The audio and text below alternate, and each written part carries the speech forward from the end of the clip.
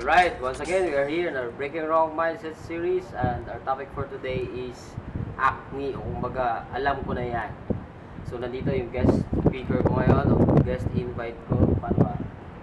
Si Power Downline, Power Business Partner, Romel Aguas. So, ano masasabi mo sa mga taong laging sinasabi pag tinanong mo yung business, tinuruan mo, sasagot sa'yo, upline, alam ko na yan.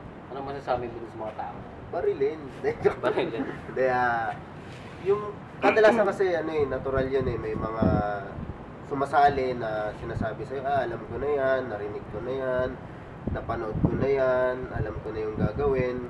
Ang tawag namin dyan is acne. So, sila yung kadalasang usually na nag-fail sa ganitong industry. So, kung ikaw yung taong ganon, tapos nagsisimula ka pa lang sa SWA, papunta ka sa failure. So, kung gusto mo mag-fail talaga, maging acne ka, di ba? Para ma-break natin yung mindset na acne kasi, kailangan kasi, ilagay mo sa isip mo na yung sinalihan mong tao, kay bata yan, kay matanda yan, kay mataas ang profesyon mo dyan, kailangan pakinggan mo siya. Kasi siya yung nauna sa negosyong ginagawa natin Kung, profession mo, doktor, kung may sakit kami, sa'yo kami makikinig. Pero kung networking pinag-uusapan, tapos syempre, pakinggan mo yung taong nag-invite sa'yo o yung sinalihan mo.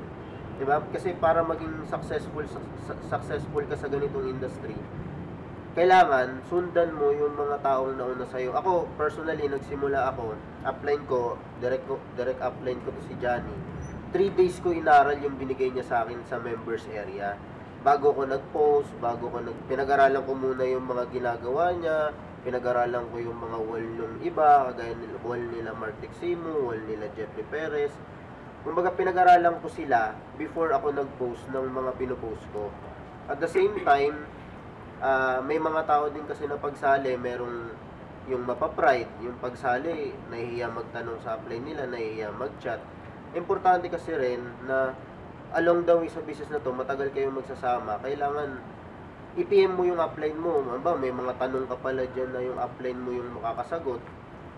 Kailangan i-message mo siya. Ako dati, halos araw-araw, tinatanong ko siya si Johnny.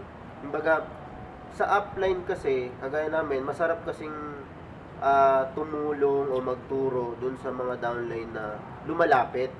Kasi hindi naman kami si Madam Auring na magaling mangula kung ano pangailangan mo So, kung ano yung pangailangan mo, i-message mo sa direct referrer mo, itanong mo sa kanila, kasi sila yung makakasagot. Kung hindi alam ng direct referrer mo yung sagot, magtatanong din yan dun sa pinakataas niyang upline.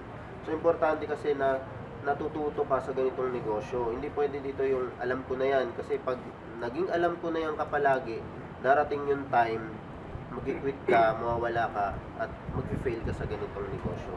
Kailangan i-break mo yan. So, yun. So, dito, sa ginagawa ng negosyo, dapat continuous learning tayo. Huwag tayo mag-end to the point na alam ko na yan, mindset. Kasi pag once na sinabi mo sa sarili mo na yan, you will stop learning, at the same time, your earning will stop also. So, break that mindset. Tsaka until now, kahit 1 year mahigit na ako, aral-aral pa din, nag-aaral pa din.